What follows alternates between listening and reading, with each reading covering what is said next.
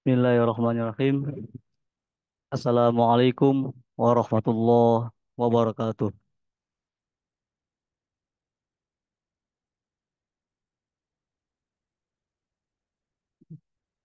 Baik, Bapak Ibu, sebelumnya mangga dipersilakan bisa dinyalakan ya kameranya.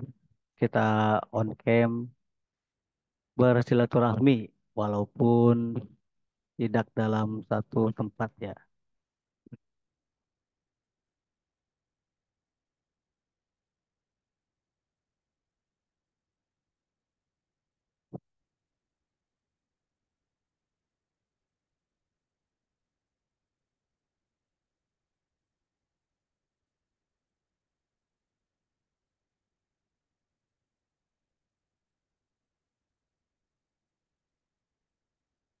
Mangga Bapak Ibu bisa dinyalakan dulu ya kameranya.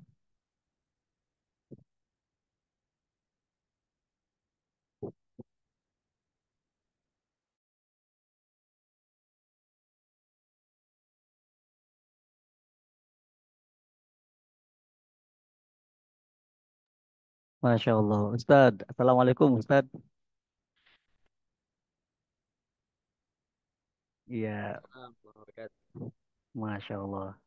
Sehat Ustadz? Alhamdulillah sehat, alhamdulillah tamam. Alhamdulillah. Baik. Bisa dimulai ya Ustaz? Mangga silakan. Baik. Bismillahirrahmanirrahim. Alhamdulillahirrahmanirrahim. Kita masih diberikan kesempatan untuk bertemu ya. Walaupun dalam keadaan jauh-jauhan ya Ustaz. Bahasanya jauh-jauhan gitu ya. Karena tidak dalam satu tempat. Walaupun kita tidak dalam satu tempat. Semoga ilmu yang kita dapatkan pada malam hari ini bisa tersampaikan dengan baik. Amin ya rabbal alamin. Yang kami hormati pembina, pengawas, dan pengurus Yayasan Al-Qalam Cirebon. Yang kami hormati Ustadz Mujahid Abdul Jabbar LC. Yang pada kesempatan kali ini akan mengisi kajian Rumah Hijrah Al-Qalam ya. Dengan tema mengatasi masalahmu dengan sholat. Ini materinya daging banget nih Ustadz. Karena kita berhubungan dengan sholat nih. Salah satu ibadah yang menjadi kunci amalan kita di dunia ini. Karena kan jika kita sholatnya benar, insya Allah amalnya itu juga benar. Tapi jika sholatnya kurang benar, nah itu dipertanyakan juga nanti amalan yang lainnya gitu. Baik, mangga Bapak Ibu bisa dinyalakan kameranya ya. Kita silaturahmi bareng-bareng, kita bermuajahah diskusi dalam kajian Rumah Hijrah pada malam hari ini. Baik, mangga Ustadz untuk penyampaian materinya kami persilahkan.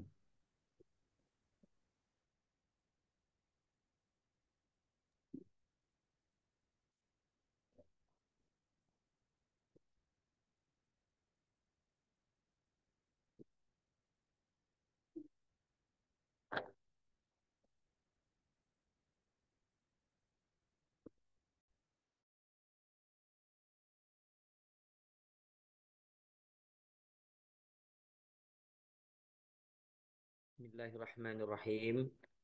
Assalamualaikum warahmatullahi wabarakatuh. Waalaikumsalam warahmatullahi wabarakatuh. Alhamdulillah rabbil alamin.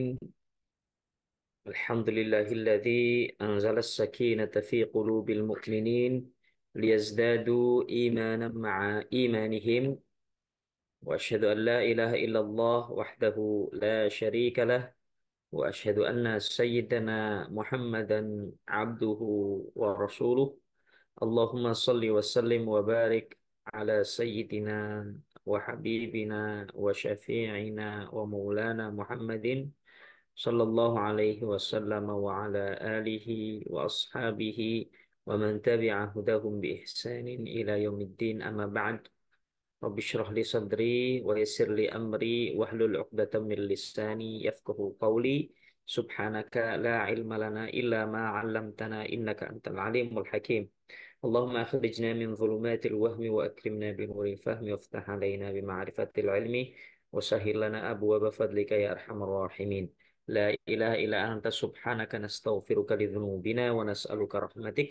ربنا لا تزغ قلوبنا بعد إذ هديتنا وهب لنا من لدنك رحمة إنك أنت الوهاب.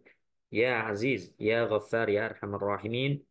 وصلى اللهم على سيدنا محمد وعلى آله وصحبه وسلم والحمد لله رب العالمين.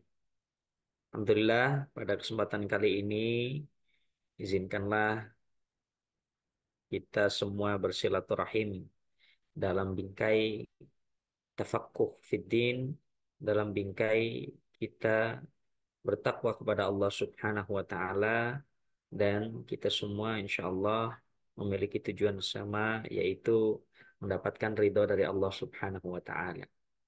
Tak lupa selawat serta salam kita curahkan kepada junjungan kita Nabi Agung Nabi Muhammad Sallallahu Alaihi Wasallam. Terima kasih kepada Khinal Fadil Ahmad Adib yang telah memberikan waktu kepada saya, dan juga terima kasih kepada Yayasan Al-Qalam yang telah memberikan kesempatan untuk bersilaturahim bersama para eh, saudara-saudari yang saya cintai karena Allah, dan semoga Allah Subhanahu wa taala memberkahi kita semua dan dapat mengumpulkan kita ke dalam jannahnya insya Allah, amin ya rabbal alamin. Para ikhwan dan akhwat, para saudara-saudariku yang dirahmati Allah, betul sekali tadi yang disampaikan oleh moderator bahwasanya apa yang berkaitan dengan sholat itu semua pasti daging semua. Bahwasanya kalau kita teliti, baca, dan juga dalami, fahami, juga amalkan apa yang berkaitan dengan sholat, itu ada 70 ayat lebih di dalam Al-Quran yang menjelaskan tentang sholat. Dan materi yang kita akan bahas pada kesempatan kali ini, bagaimana sholat ini bisa membantu mengatasi masalah kita. Ini kan suatu barangkali ya, suatu eh, risalah ilahi yang kadang kita sebagai manusia sudah tahu sebenarnya, tapi lalai dan seringkali lalai terhadap apa yang Allah janjikan kepada kita semua, bahwasanya sholat itu dapat mengatasi segala macam permasalahan. Andai kata kita tahu pentingnya menjaga sholat, andai kata kita faham bahwasanya sholat ini adalah perintah yang wajib, tidak boleh kita tinggalkan. Seperti itu. Saya akan sertakan eh, materi yang eh, bisa saya tampilkan. Allah.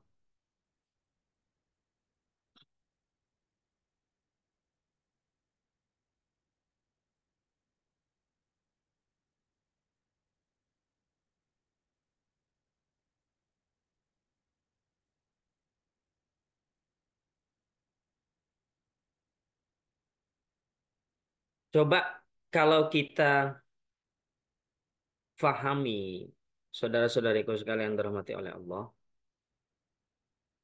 ketika kita punya masalah, kita pertama kali minta pertolongan kepada siapa? Pastilah kita meminta pertolongan kepada apa yang bisa menolong kita.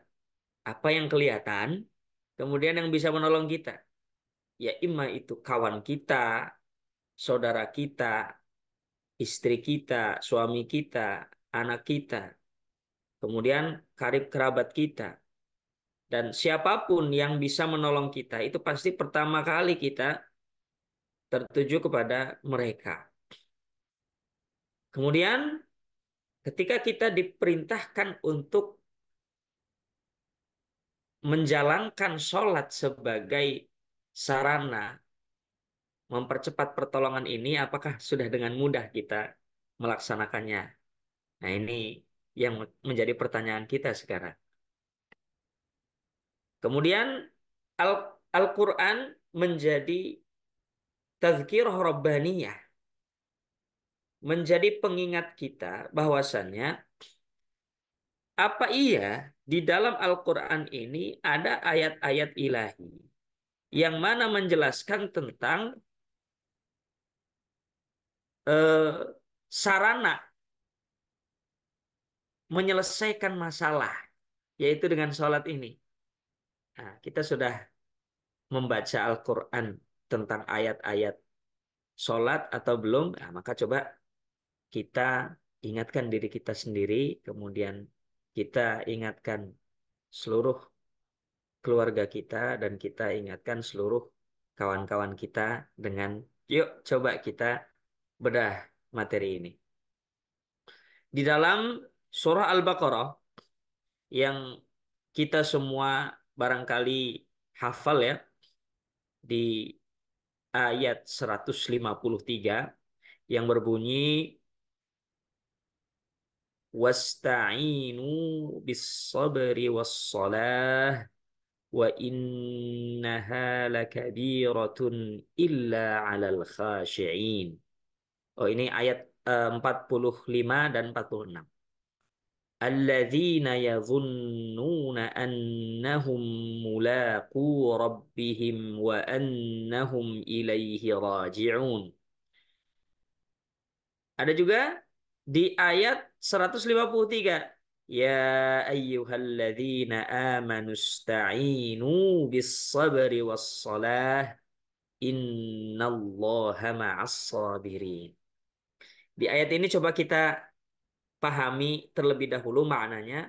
Wasta'inu, wahai orang-orang yang beriman, mintalah pertolongan kalian bis sabri dengan sabar, wassalah dan juga sholat.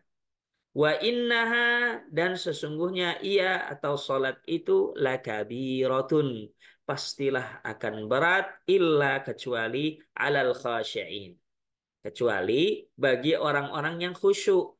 Nah, siapa orang yang khusyuk itu? Alladzina, mereka-mereka itu adalah yadhunnuna, yang yakin, annahum, bahwasanya mereka mulaqu rabbihim, akan bertemu dengan Rabb-nya yang maha memberikan pertolongan. Wa annahum, dan bahwasanya mereka juga yakin, ilaihi, hanya kepadanya lah, kepada Allah, raji'un, tempat kembali. Nah, kalau kita dihadapkan dengan dua kalimat, dua kata, yang mana ada sabar, ada salat. Dua ini sebenarnya kalau kita pahami betul-betul, ini sudah menjadi solusi atas segala permasalahan yang kita hadapi. Tapi kalau tidak dijelaskan secara gamblang atau secara detail, ya kita hanya menganggap sabar itu ada batasnya. Kemudian sholat itu eh, agak sulit kalau mendapatkan derajat kekhusyuan. Ya, saya belum eh, suci untuk melaksanakan sholat 5 waktu. Saya belum layak untuk sholat. Barangkali pertanyaan-pertanyaan seperti itu yang terlontar dari insan-insan yang merasa banyak masalah. Apakah itu benar atau salah? Yang betul adalah, ya, anggapan itu atau lontaran itu salah kaprah. Maka coba kita benahi apa yang harus kita benahi di dalam menyelesaikan masalah ini. Dan bagaimana kita mengetahui dari ayat tersebut tentang definisi khusyuk. Akan saya jelaskan terlebih dahulu bagaimana kita memahami tentang khusyuk sebelum nanti kita akan menyelesaikan masalah-masalah kita yang besar, masalah-masalah kita dari kecil sampai yang besar dengan cara sholat. Imam Hasan Al-Basri mengatakan khusyuk adalah, nah ini sebagai pemahaman kita, apa sih khusyuk itu? Rasa takut yang senantiasa lazim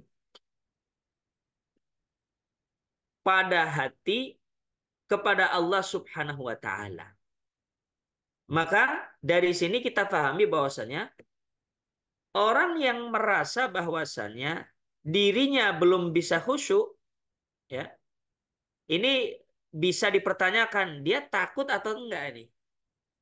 Takut atau tidak dengan Allah Subhanahu wa taala? Takut atau tidak hatinya kepada Allah Subhanahu wa taala atau justru acuh merasa bahwasannya tidak diawasi oleh Allah Subhanahu wa taala padahal Nabi Shallallahu Alaihi Wasallam suatu saat pernah didatangi oleh malaikat Jibril dalam wujud manusia. Ketika itu Nabi bersama para sahabatnya di dalam majelis didatangi malaikat Jibril dalam bentuk manusia, seraya bertanya tentang 4 hal. Salah satu yang ditanyakan adalah tentang ihsan.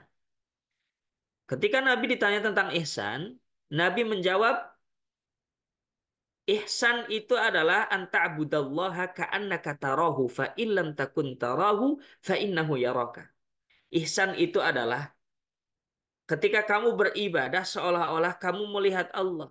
Dan jika kamu tidak mampu melihatnya, tidak mampu seolah-olah melihatnya, yakin saja bahwasanya Allah melihatmu.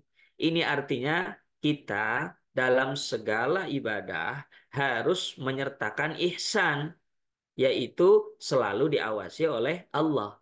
Artinya ketika diawasi oleh pimpinan, diawasi oleh bos, diawasi oleh kepala unit, diawasi oleh supervisor, itu pasti kita melaksanakan segala pekerjaan dengan baik. Apalagi kalau ada tulisan Anda diawasi oleh CCTV. Nah, maka kita secara otomatis akan melakukan pekerjaan dengan baik.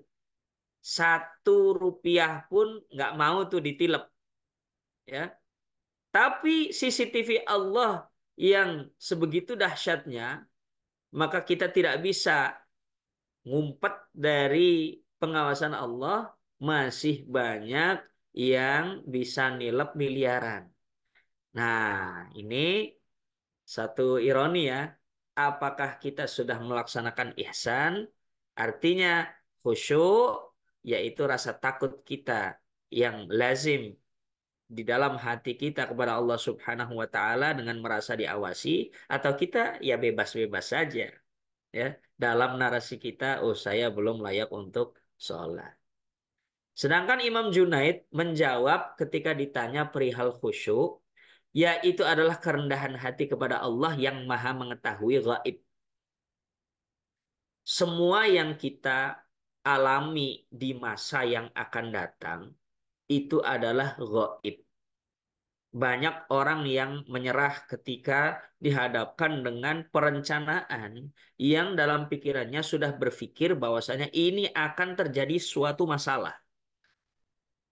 Sedangkan Allah Subhanahu wa taala dalam ayat di dalam surah Al-Baqarah, alladzina yu'minuna bil ghaibi wa yuqimunas shalah wa mimma razaqnahum yunfiqun. Ya.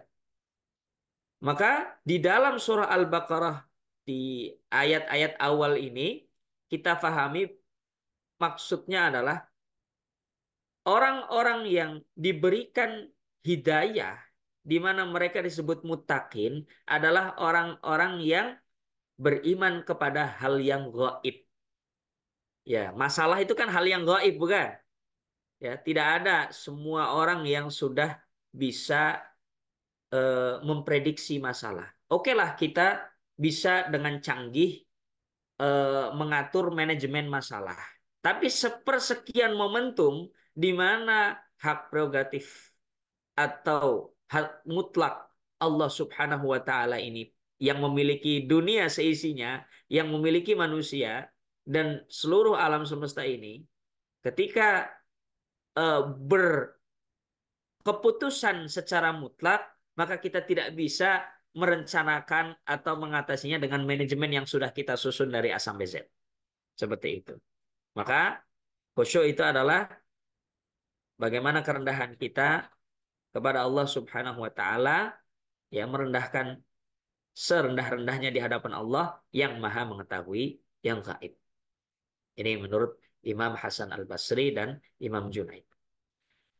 Coba kita bedah kenapa sih kita sulit untuk khusyuk. Ini belum belum menuju ke sholatnya ya, tapi ke khusyuknya karena eh, apa banyak orang yang bisa sholat, tapi tidak banyak orang yang bisa khusyuk. Nah ini kita eh, kerucutkan terlebih dahulu materinya.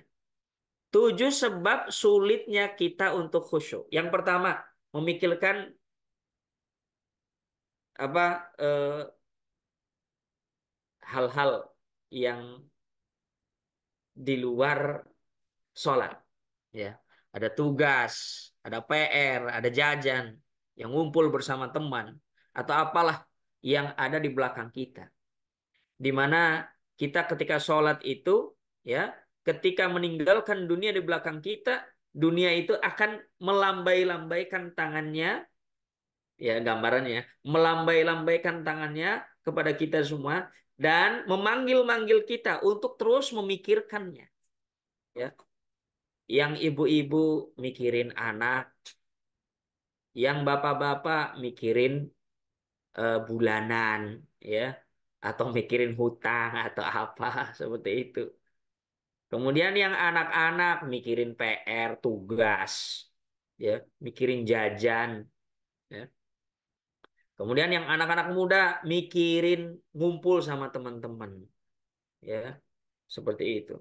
Masih memikirkan hal lain di luar sholat dan dibawa ke dalam sholatnya. Memang manusiawi, cuma bagaimana kita memiliki satu tujuan yaitu khusyuk tersebut, ya, dengan menyingkirkan hal-hal lain selain yang ada dalam dalam sholat. Yang kedua, kenapa kita sulit untuk khusyuk? Yaitu ingin buang hajat. Nah, ini hati-hati nih para sahabat sekalian. Kadang kita ngempet atau menahan BAB atau menahan BAK atau menahan buang angin. Seharusnya hal-hal tersebut, artinya hajat yang harusnya kita buang atau yang kita laksanakan, itu harus selesai dulu sebelum sebelum sholat. Kalau belum selesai, ya dipending, dihentikan terlebih dahulu untuk sementara waktu. Tidak difikirkan terlebih dahulu. Nah, buang air ini, buang air kecil, buang air besar, ini masalah. Ya, kalau kita tidak selesaikan, ya, maka ketika eh, apa kita memiliki hajat membuang air, ya, BAB atau BAK, ini harus selesai sebelum kita melaksanakan sholat agar mendapatkan kekhusyuan tersebut, ya.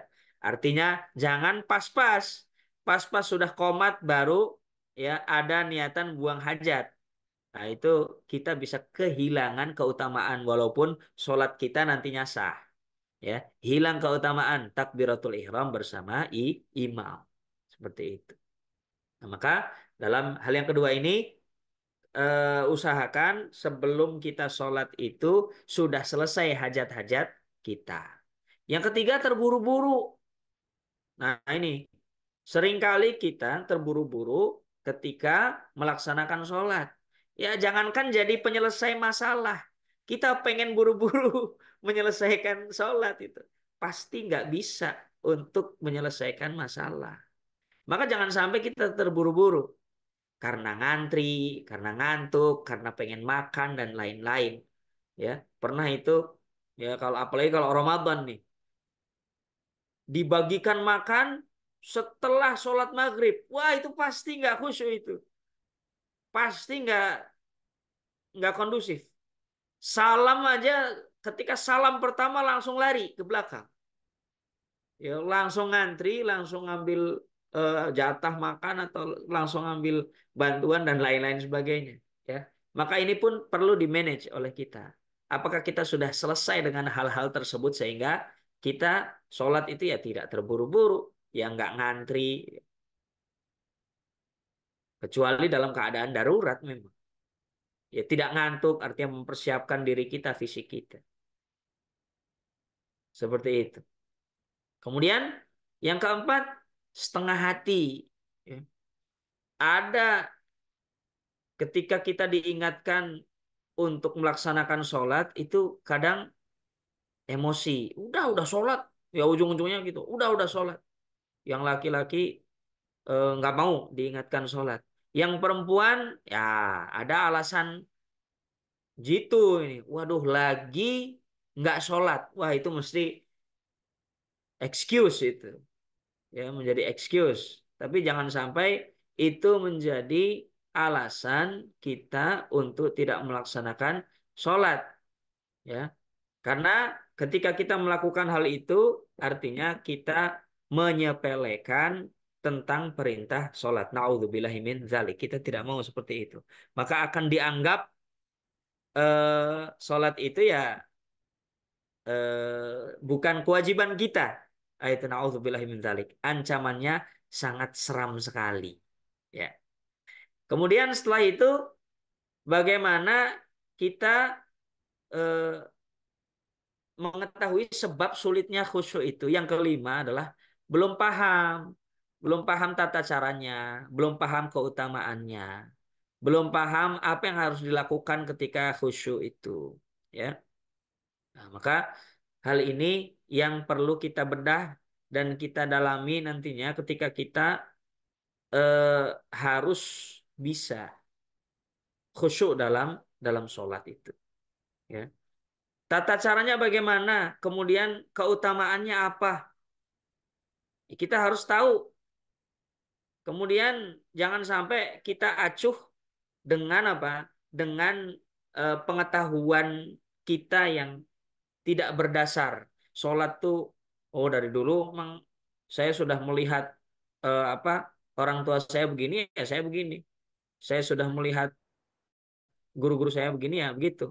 Memang hadis dalam sholat itu, sallu kama ra'aitumuni usalli. Sholatlah kalian sebagaimana kalian melihatku sholat. Ya. Maka bagaimana kita melihat sholat orang tua kita, melihat sholat guru-guru kita, dan kita memiliki keinginan untuk memperdalam pengetahuannya tidak hanya dari melihat saja, tapi dari sisi bacaannya, kemudian dari keutamaan-keutamaannya dan lain sebagainya, sehingga kita dapat mengetahui arti dari apa yang kita baca, kemudian kita bisa membaca apa. Kemudian yang keenam, apa sebabnya sulit khusyuk? Yaitu lupa. Ya. Lupa kenapa? Lupa kematian. Ya. Lupa pahalanya. Kenapa lupa kematian? Karena amalan pertama kali yang dihisab di akhirat nanti adalah amalan sholat. Nah, maka apa yang akan kita bawa pertama kali kalau kita ya, tidak sempurna sholatnya. Kalau kita bolong-bolong sholatnya, rapotnya bolong-bolong, gitu. Maka ini harus diketahui oleh kita semua. Coba agar kita mengetahui rahasia khusyuk, ya, menunggu-nunggu waktu sholat, agar kita merindukan waktu sholat, bersegera menuju masjid, bahkan sebelum azan berkumandang, menjalankan ibadah sholat dengan tenang, penuh kesadaran, sebelum, saat, dan setelah sholat. Ya, sehingga sholat itu benar-benar kita rasakan berefek positif dalam kegiatan kita sehari-hari. Dulu saya pernah punya kawan, ya, almarhum Syekh Syamsuri, dari Palembang. Beliau itu pernah bercerita ke saya bahwasanya eh, beliau turun dalam penjualan tiketnya. Ya, dulu beliau jualan tiketing ya. Kemudian beliau itu eh, ada sesuatu yang membuat sulit dalam menjalankan bisnisnya. Kemudian apa yang dilakukan? Yang dilakukan adalah beliau itu mengevaluasi dirinya dan menemukan satu masalah, yaitu sholatnya terburu-buru karena urusan tiketing ini.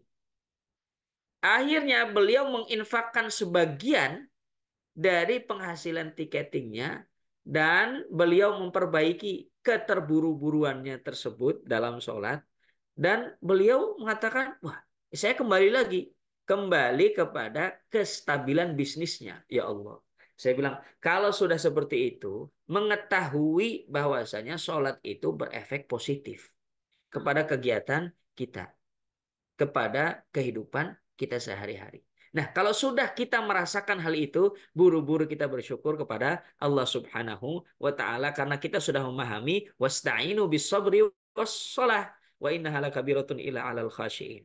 Juga perintah ya ayyuhalladzina amanu sabiru, ya ayyuhalladzina amanu sta'inu bis-sabri was-shalah. Innallaha ma'as sabirin. Ma'as sabirin. Juga kita diperintahkan untuk menjaga salat kita. Hafidhu 'alas salawati was salatil wusta wa qumu lillahi qanitin. Nah, seperti itu. Yang pertama, apa rahasianya? Para sahabat sekalian, faham ya, faham keutamaannya, faham hukumnya, faham tata caranya. Kenapa saya bilang ini faham ini faktor pertama yang harus kita perbaiki. Rahasia bagaimana kita menjadikan sholat ini sebagai pemecah masalah kita. Karena kalau kita belum tahu keutamaannya, belum tahu hukumnya, belum tahu tata caranya, ya kita sholat kita masih seperti orang-orang yang biasa.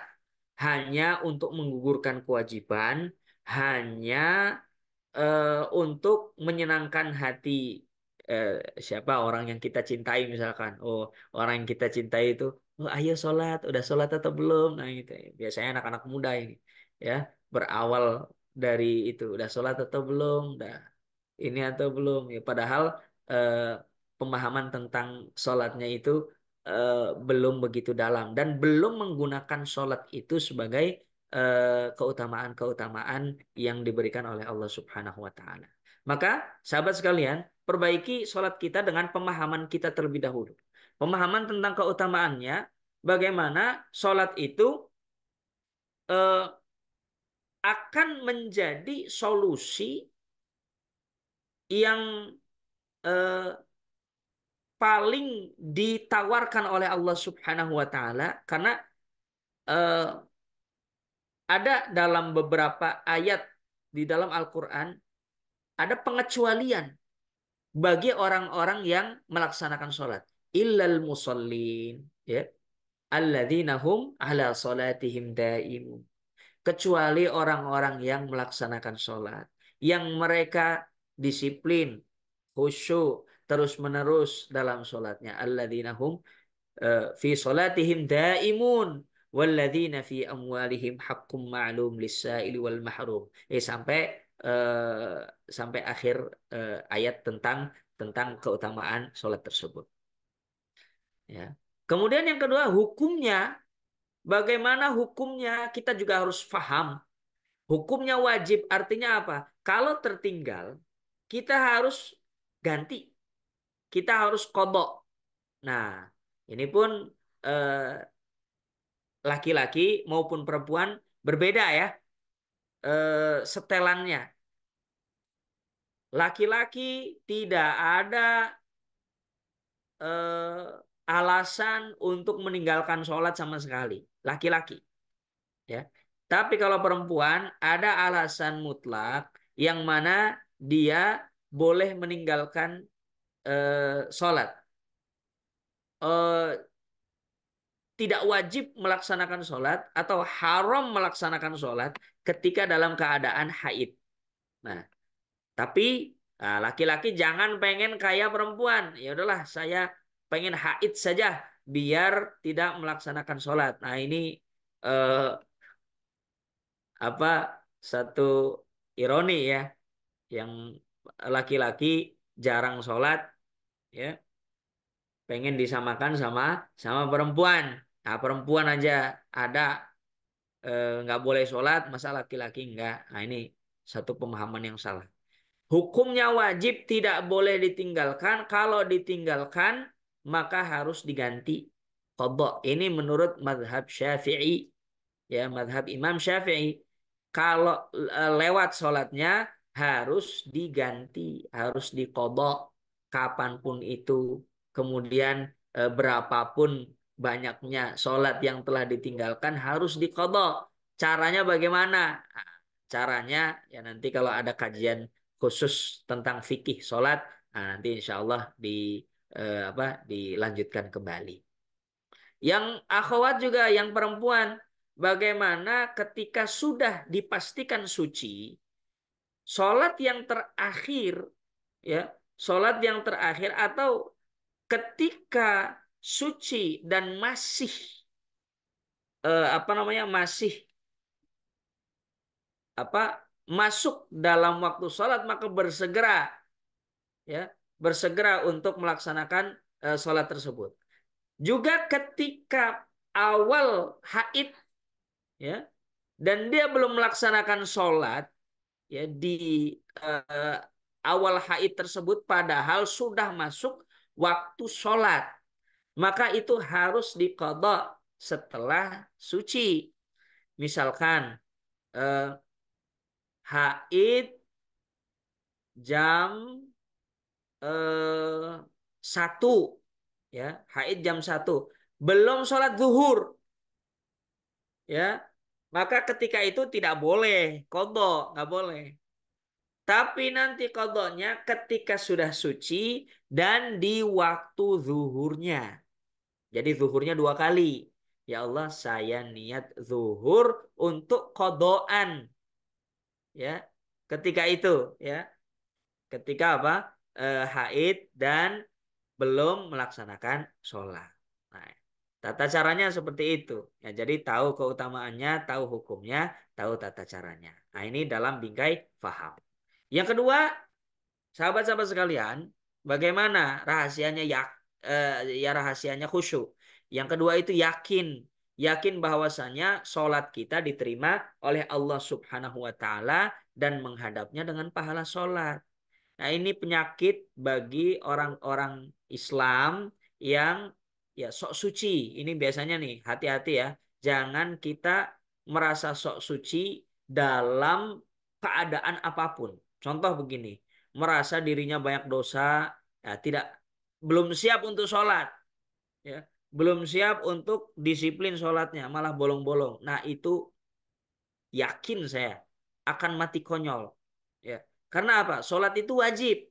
Nah, ini langsung aja deh, ya, sholat itu wajib, tidak boleh ditinggalkan, tidak boleh ada tawar menawar, khusus bagi orang Islam, ya. Kalau orang non Islam, ya ngapain kita paksa untuk sholat. Tapi orang Islam, apapun keadaannya, mau sehat mau sakit, mau tidak bisa melihat, tidak bisa jalan, ya, nggak boleh kena air, kemudian hanya bisa duduk, hanya bisa berbaring, hanya bisa menggerakkan matanya saja.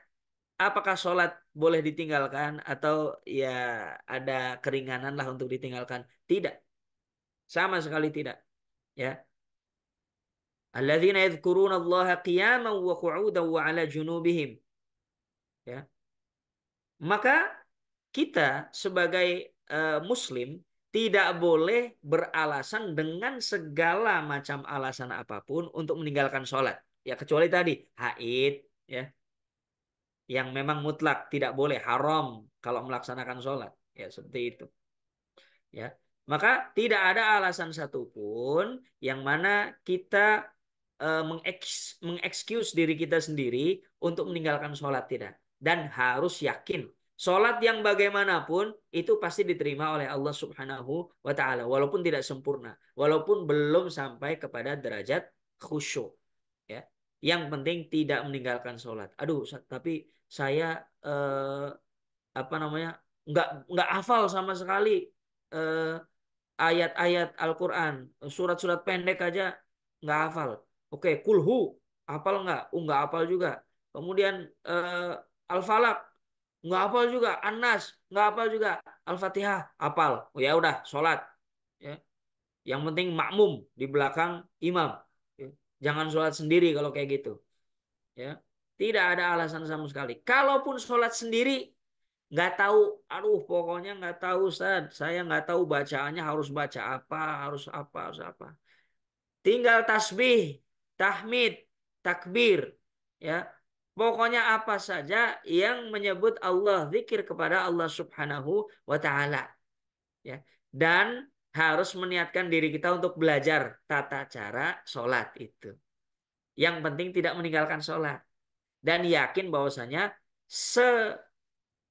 kecil apapun pasti diterima oleh Allah Subhanahu wa taala pahala sholat kita karena itu kewajiban. Seperti itu.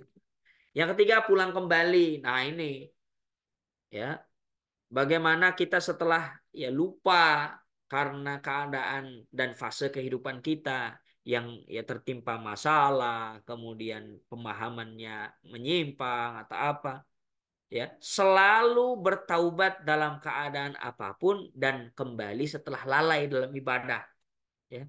Jangan sampai ketika sudah menyimpang atau sudah banyak bolong-bolong sholatnya, aduh merasa diri ini kotor, merasa diri ini hina, merasa aduh takut sholatnya tidak tidak diterima. Hey, jangan terlalu pede, sholat tidak diterima. Ya, kata siapa? Siapa yang bisa meyakinkan Anda bahwa sholat tidak diterima?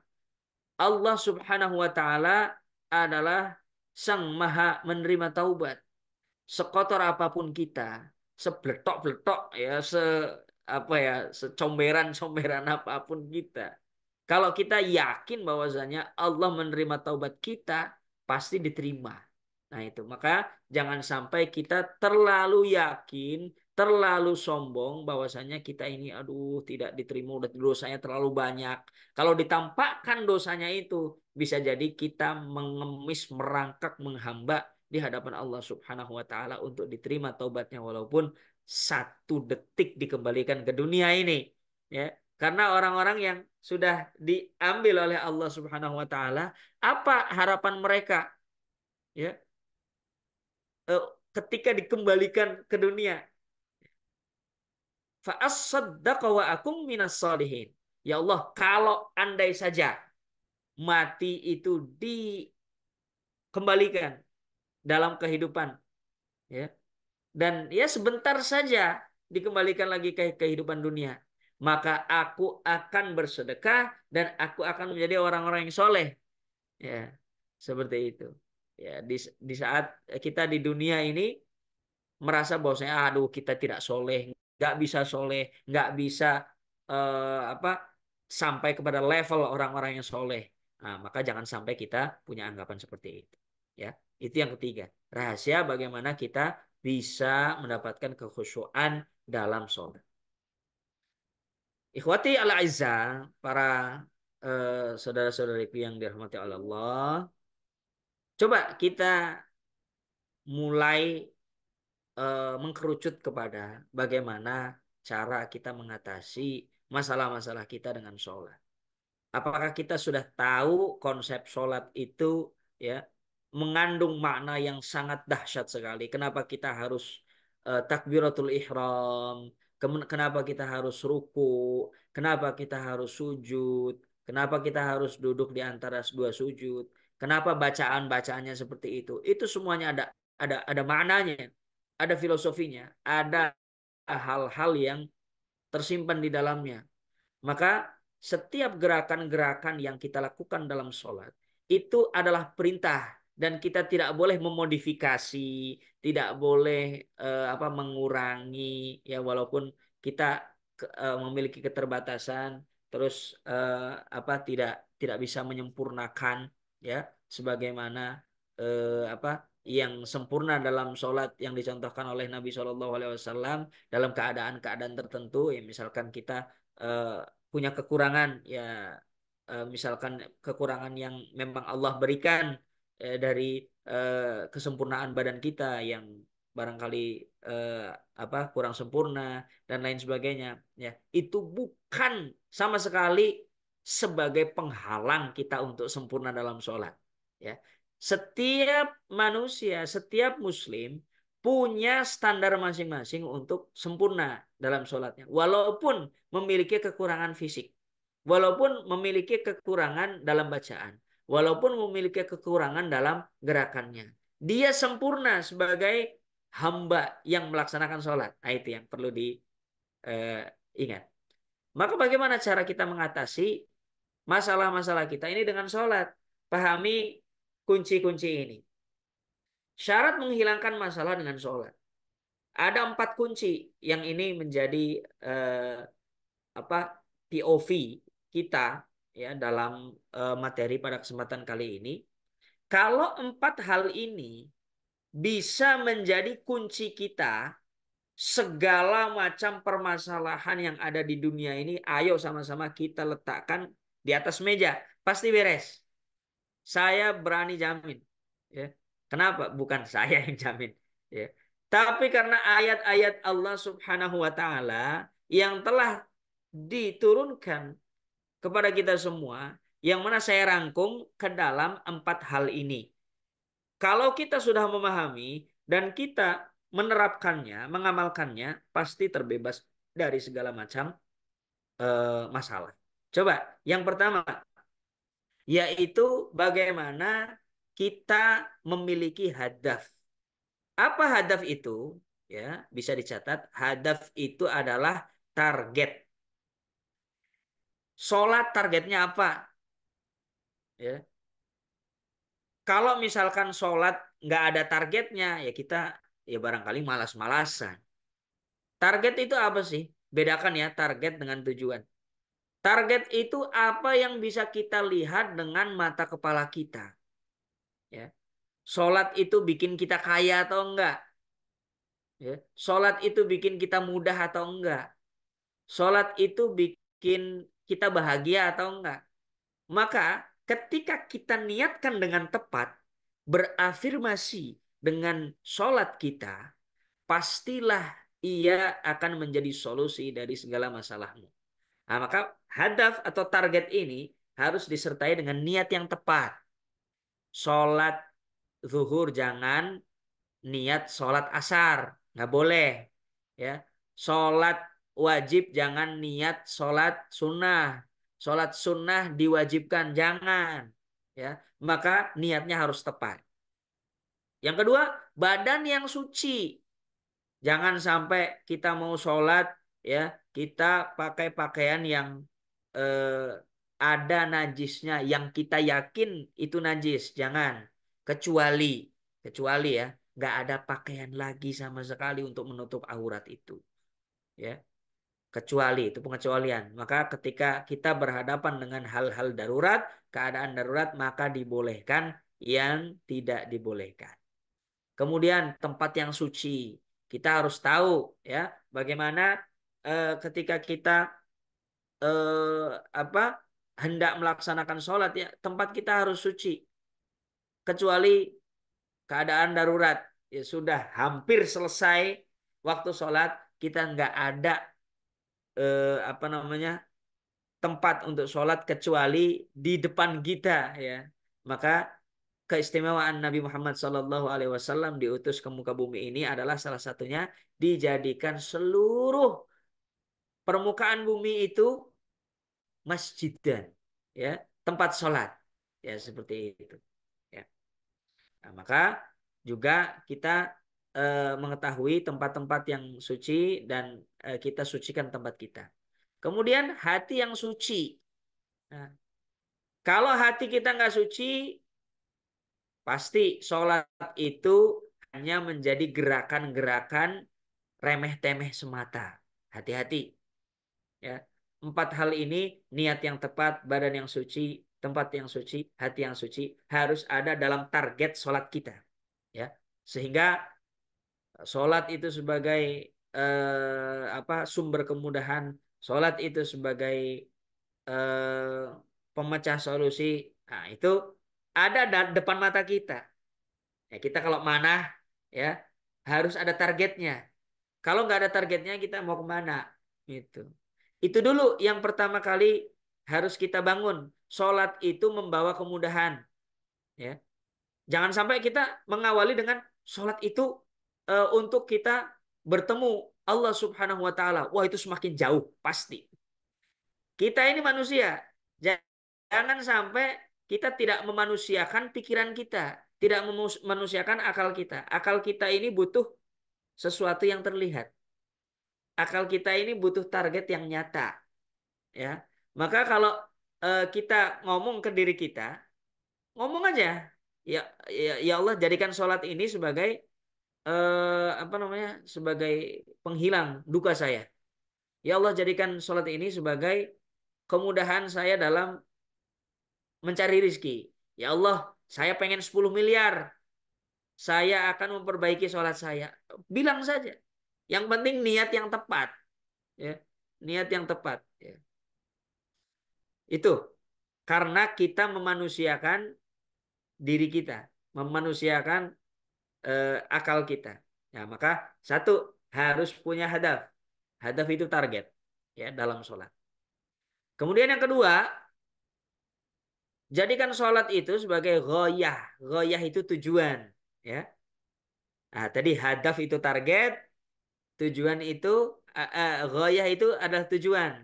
Apa bedanya target dan tujuan? Target itu yang nampak, tujuan itu yang tidak tampak.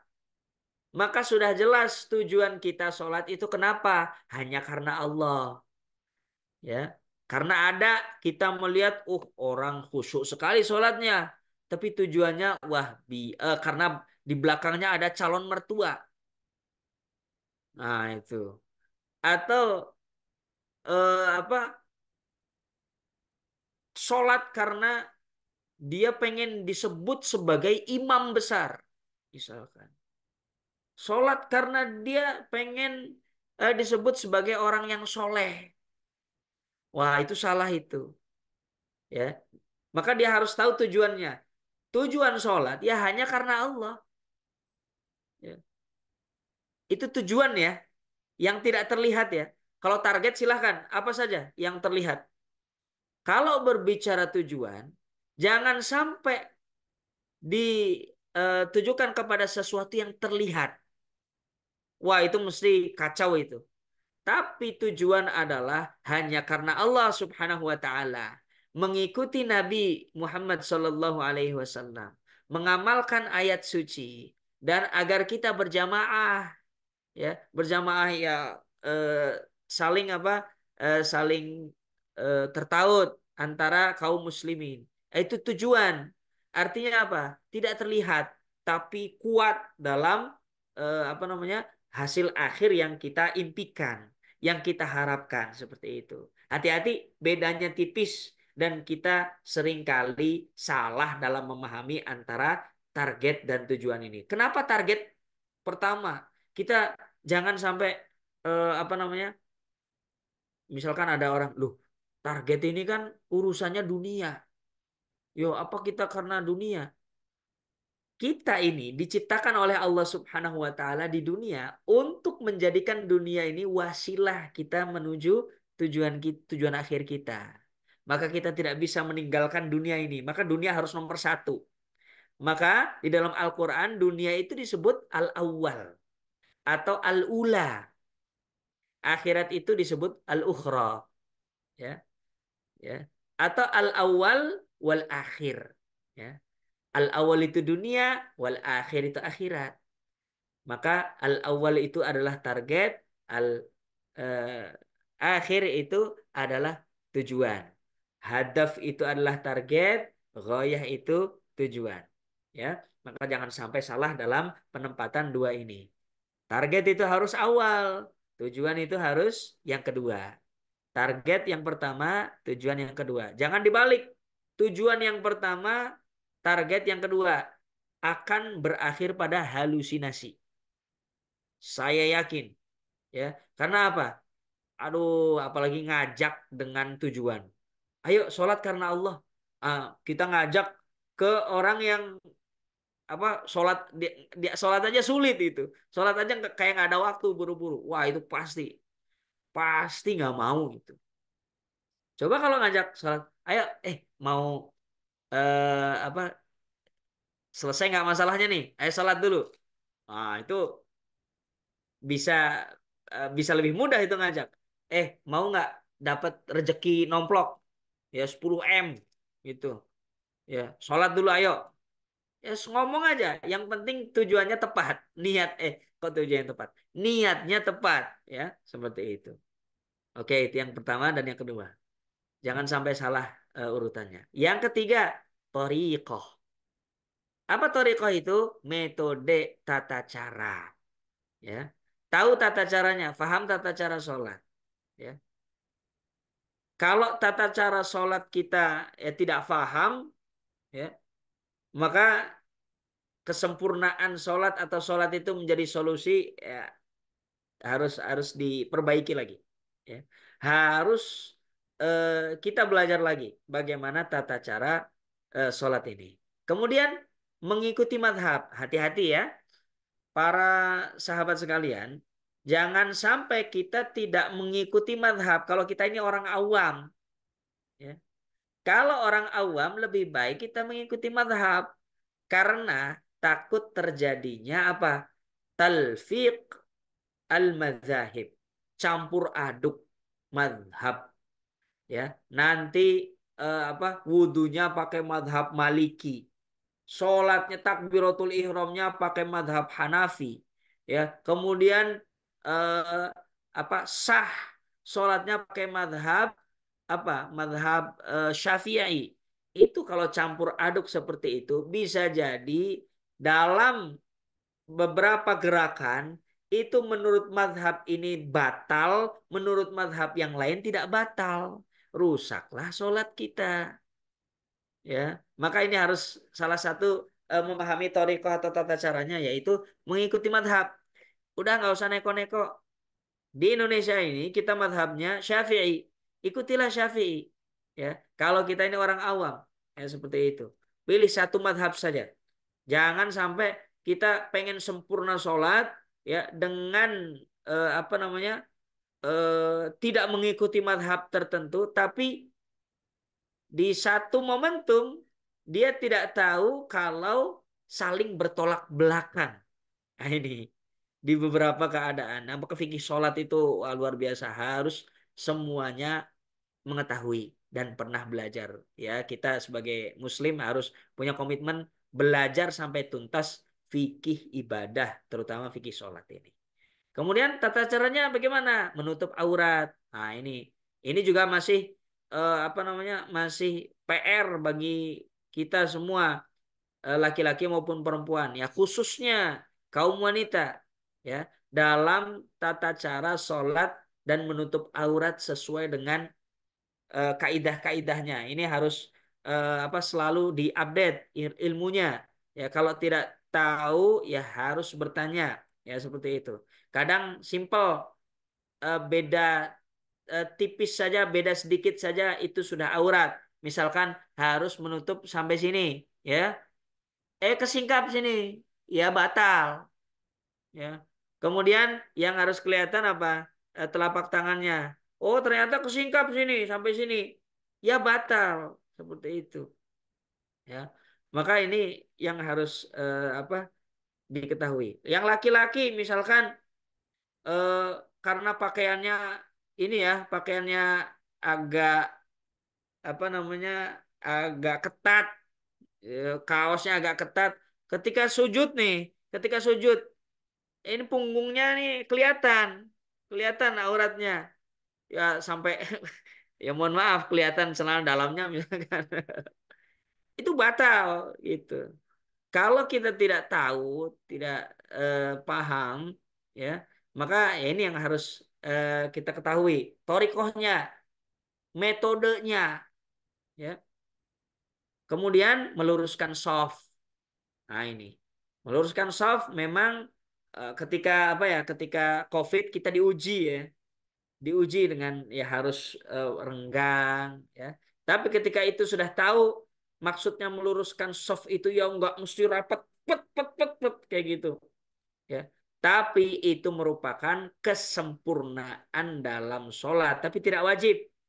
Nah ini ya, kalau wajib wah batal semua. 2 tahun kita batal sholatnya. 2 tahun itu, ya Allah ya Rabbi, Masya Allah.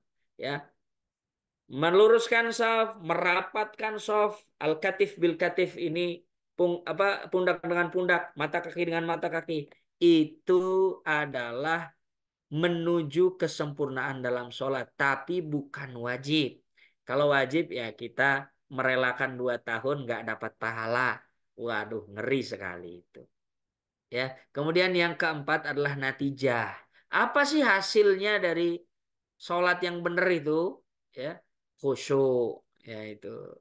Khusyuk itu tidak bisa dilakukan kecuali orang-orang yang eh, apa sholat itu berat dilakukan kecuali dengan oleh orang-orang yang khusyuk ya. Kemudian apa dibebaskan dari api neraka? Pasti dibebaskan dari api neraka ya. Karena apa? Kita membawa amalan yang wajib dan pertama kali dihisab.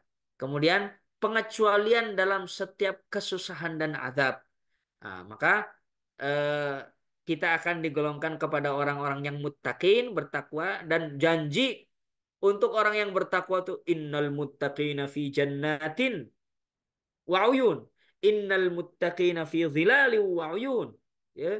Innal muttaqina. Oh, disebutkan muttaqin itu janji-janji Allah kepada orang-orang yang bertakwa itu sederet ya, seperti itu. Kemudian nikmat dan janji surga yang akan kita dapatkan. Nah, coba dalam bangunan pemahaman ini coba hadirkan satu masalah saja ya. Dengan tata cara ini pasti kelar, pasti beres. Misalkan ada satu masalah hutang misalkan. Nah, kita drag dalam 4 tata cara menyelesaikan masalah ini dengan sholat. Hutang, misalkan hadaf. Oh, sudah benarkah kita berhutang? Ya, hutang itu tujuannya apa sih? Targetnya apa sih? Kita ngutang itu jangan-jangan lifestyle saja.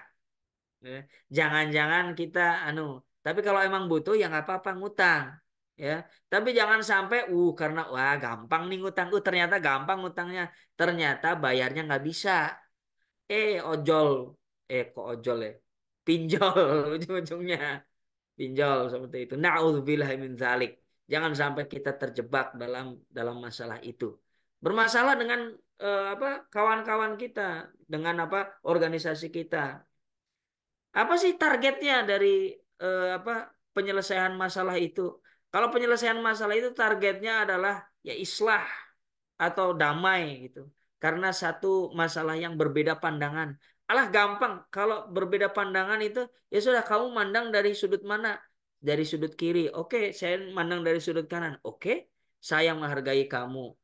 Saya menghargai Anda yang memandang dari sudut kiri. Saya menghargai Anda juga yang memandang dari sudut kanan. Beres. Ya, yang penting jangan keluar dari 4 sudut. Kanan, kiri, depan, belakang. Gitu. Jangan melihat dari atas atau bawah, itu nggak mampu manusia, ya. Maka itu eh, apa targetnya harus jelas dulu menyelesaikan masalah. Kemudian ketika dihadirkan dengan satu masalah dan kita harus menggunakan ghoyah atau tujuan ini, oke, kita eh, apa dihadapkan masalah ini awalnya kita niat untuk siapa? Ya. Kalau untuk manusia, wah perbaiki lagi. Tapi kalau untuk Allah, wah apa saja pasti akan dimudahkan. Ya, pasti. Kita tinggal minta kepada Allah.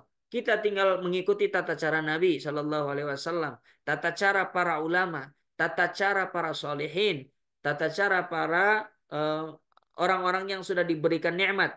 Ya, Ya, sebagaimana kita baca terus ihdinas siratal mustaqim, siratal ladzina an'amta alaihim ghairil maghdubi alaihim waladdallin. Ya. Kemudian berjamaah. Nah, ini kita selesaikan masalah itu bersama-sama. Nah, itu. Kemudian torikohnya, ketika kita dihadapkan satu masalah, cari metodologi atau tata cara penyelesaian masalah yang paling minim resikonya. Itu dulu. Kemudian baru kita analisa, analisa, analisa. Kalau nggak punya cara, bertanya kepada ahlinya. Di dalam Al-Quran sudah ada. Fas'alu ahla dzikri in kuntum la ta'lamun. Bertanyalah kepada ahlinya jika kamu tidak tahu. Ya, maka jangan sampai kita tidak bertanya sehingga tersesat, ya seperti itu.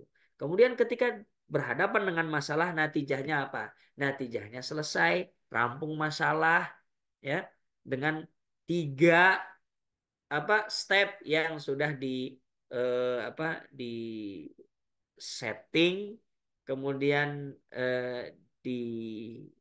disusun, ya sesuai dengan sesuai dengan urutan-urutannya. Maka jangan sampai terbolak-balik, jangan sampai torikoh dulu di awal, ya. Kalau torikoh dulu di awal, ini akan jadi apatis. Kenapa? Ya egois dengan caranya.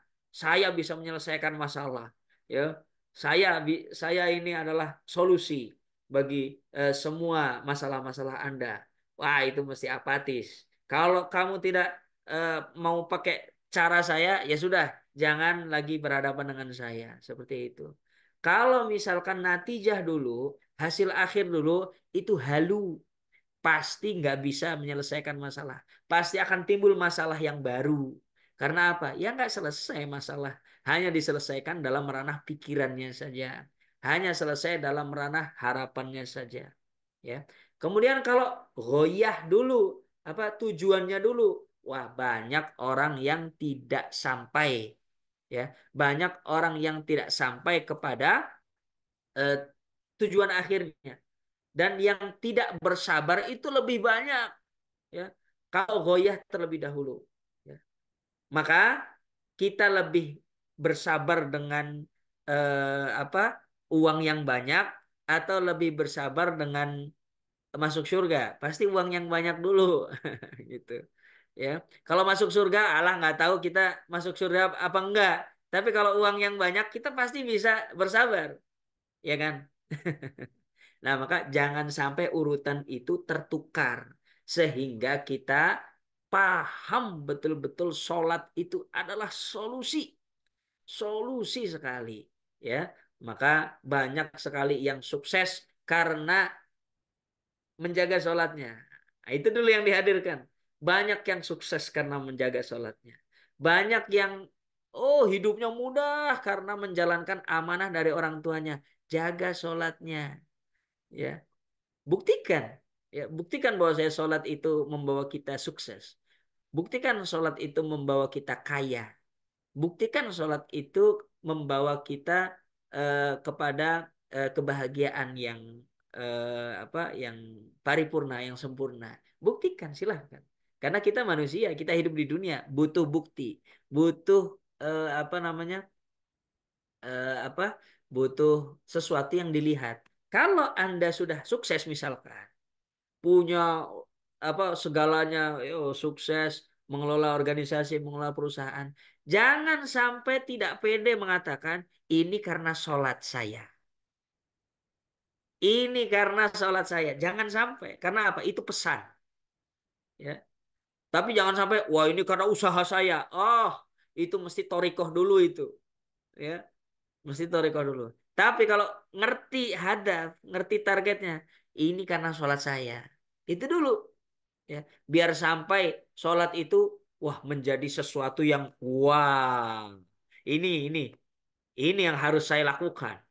Oh ternyata sholat ya, kita misalkan berdakwah kepada orang yang ya anu eh, pengen yang jelas-jelas saja. Oh ternyata sholat itu bisa ini, ternyata sholat itu bisa membuat kita sukses. Itu minimal langkah awal. Baru setelah itu, setelah paham tentang target-targetnya, baru jelaskan tentang gayah, jelaskan tentang tarikahnya, kemudian sempurnakan dengan nilai akhirnya seperti itu. Ya, maka ini semua rangkuman dalam kita menjadikan sholat itu sebagai eh, penyelesaian penyelesaian masalah, dan jangan sampai kita terjebak kepada ketidakmampuan untuk khusyuk dalam sholat kita, ketidakmampuan dalam melaksanakan sholat kita, karena itu adalah bisikan syaitan. Bahwasanya ini sebagai penutup, di mana Allah Subhanahu wa Ta'ala menjadikan sholat itu sebagai wasilah zikir kita mengingat Allah, ya mengingatnya. Kalau kita tidak sholat, kalau kita tidak zikir, wa may ya'shu an zikri, an zikri rahman, ya, barang siapa yang melalaikan diri dengan mengingat Allah, maka nuqayyid lahu syaitanan fahuwa lahu qarin. Kami biarkan syaitan itu menjadi teman baiknya. Ya. Kemudian barang siapa yang melalaikan terhadap zikri, mengingatku, kata Allah, ya, maka akan dibiarkan hidupnya apa menjadi sia-sia. Ma'isyatan bongka, ya, kehidupan yang ya tidak ada artinya sama sekali, ya. Maka manifestasikan sholat kita, manifestasikan zikir kita, ya. Jangan sampai yang kita manifestasikan itu hanya kesenangan semata yang dibelokkan oleh syaitan. Ya, maka semua nikmat-nikmat kita adalah seberapa kita menjaga sholat kita. Nah, itu manifestasi kita. 10 miliar yang kita dapatkan, itu manifestasi sholat kita. Berapa kekayaan atau kesenangan dunia yang kita dapatkan, ini adalah manifestasi zikir kita. Harus pede dengan seperti itu. Karena kalau nggak nyebut itu, ya berarti syaitan. Itu cuma dua itu pilihannya. Zikir mengingat Allah atau ditunggangi oleh syaitan. Na'udzubillahi min dzalik. Semoga kita digolongkan terhadap orang-orang yang bisa menjaga salat kita. Hafidhu 'alas shalawati was salatil wusta wa qumu lillahi qanitin, dan kita digolongkan sebagai orang-orang yang bertakwa. Amin ya rabbal alamin. Itu saja yang bisa saya sampaikan. Saya kembalikan kepada moderator. Baik, terima kasih Ustadz atas pencerahannya ya.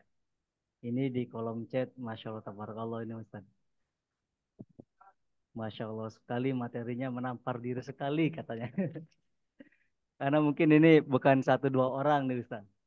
Mungkin kebanyakan dari kita masih apa ya bahasanya, belum yakin sepenuhnya gitu Ustadz tentang keutamaan sholat itu sendiri. Kadang kita karena ketemu masalah di dunia, jadi solusinya kita mikirnya ke dunia juga gitu. Padahal dalam Al-Quran juga udah jelas disebutkan, tadi sudah dijelaskan juga di surat Al-Baqarah ayat 45, kalau kita menghadapi kesulitan, itu solusinya dengan sabar dan sholat gitu. Baik.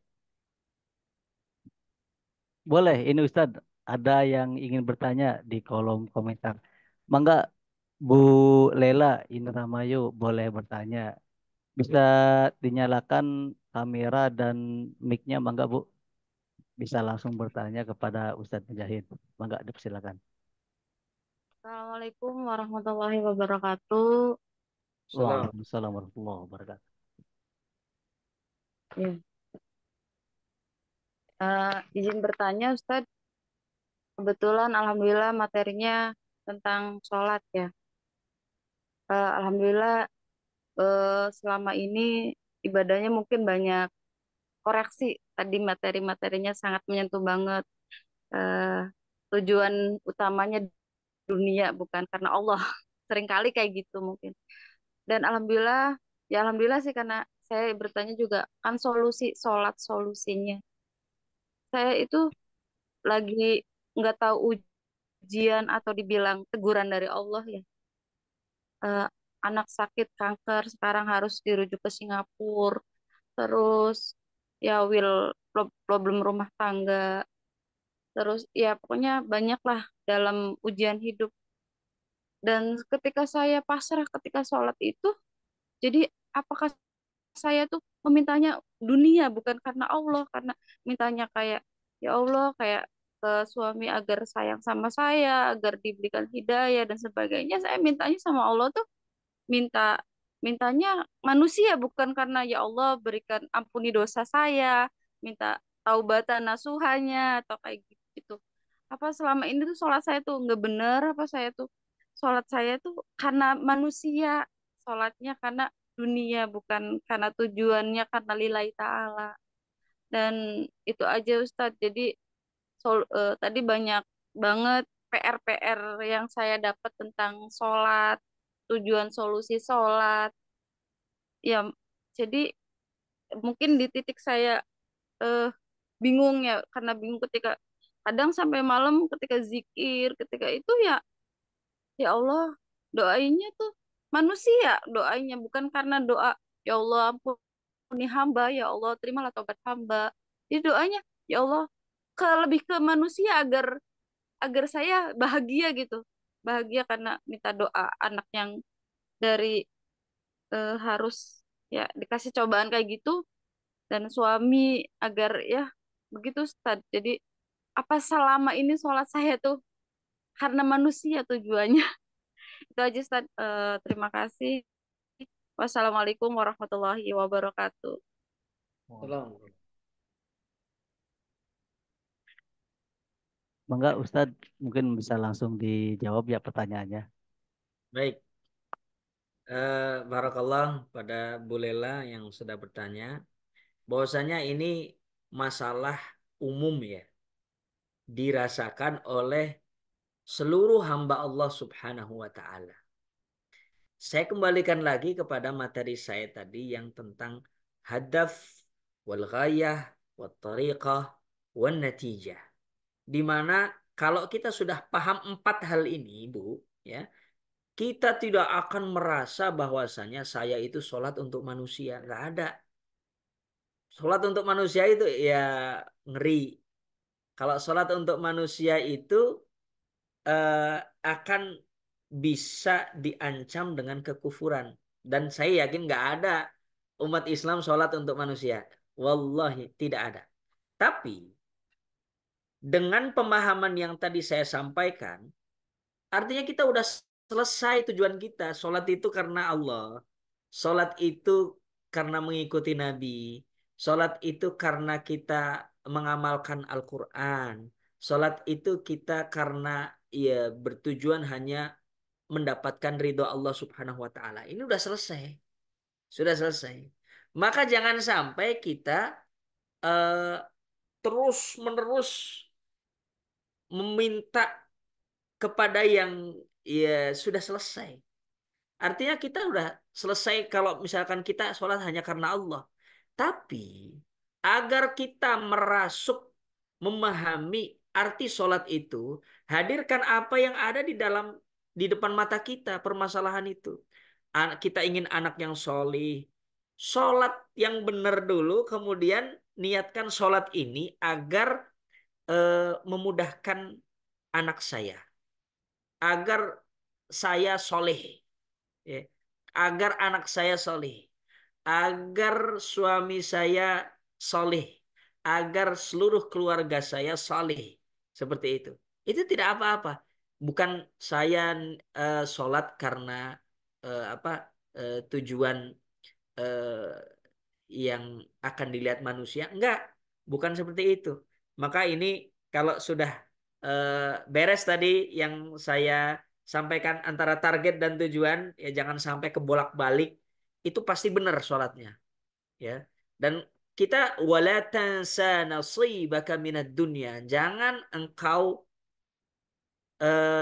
lupakan nasib kamu di dunia, ya. Kemudian kita diciptakan wa ma khalaqtul jinna wal insa illa liya'budun. Dan kita diperintahkan oleh Allah itu beribadah di dunia, ya. Maka di dunia ini sebagai wasilah.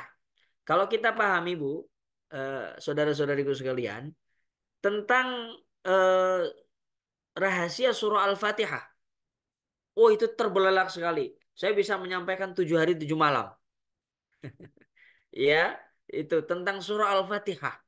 Di mana ketika kita iyyaka na'budu wa iyyaka nasta'in. Ya, ya Allah, hanya kepadamulah kami menyembah. Dan di dalam ayat itu tidak boleh dipisah wa iyyaka nasta'in. Dan hanya kepadamulah kami meminta pertolongan. Nah, Allah memerintahkan kita beribadah, sekali waktu itu memerintahkan kita untuk minta tolong. Artinya apa? Antara menyembah Allah dan kita meminta pertolongan itu nggak boleh dipisah. Dan meminta pertolongan itu ya adanya di dunia. Ya. Karena kita nggak tahu di akhirat nanti kita minta pertolongannya gimana caranya. Dua caranya. Pertama dengan sholat kita, dengan pahala kita, ya, atau dengan syafaat Nabi Shallallahu Alaihi Wasallam itu. Aduh, ini kejauhan, kejauhan. Jangan ke situ dulu. Ya, runut saja dulu. Maka kalau kita masih belum selesai hajat-hajat kita di dunia, belum selesai hajat-hajat kita dengan keluarga kita, tidak apa-apa. Ya, niatkan saja. Niat yang tepat tadi yang saya jelaskan. Niat yang tepat. Ya Allah, saya sholat ini untuk Engkau mudahkan ya Allah dalam urusan keluarga saya. Ya Allah, saya sholat ini untuk Engkau mudahkan ya Allah dalam urusan harta saya. Sehingga ketika beres, ketika khusyuk itu enak sekali. Ya, artinya kita sudah merdeka dari finansial, artinya kita sudah merdeka dengan urusan keluarga kita, nggak ada masalah. Kemudian apa? Sudah merdeka dalam urusan ya segala masalah-masalah di dunia, berarti kita sudah siap mati.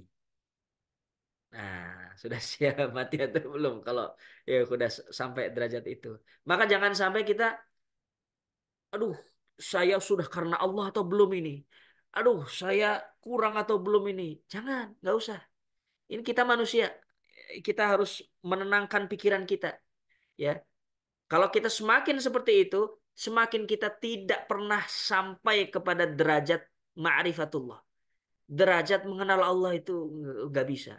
Kita seolah-olah pengen ngecas HP, langsung ke garda listriknya, gardu listrik. Wah, hancur itu. Ya, subhanallah. Kita pengen ngecas HP langsung ke gardu listrik, langsung ke sumbernya. Nggak bisa.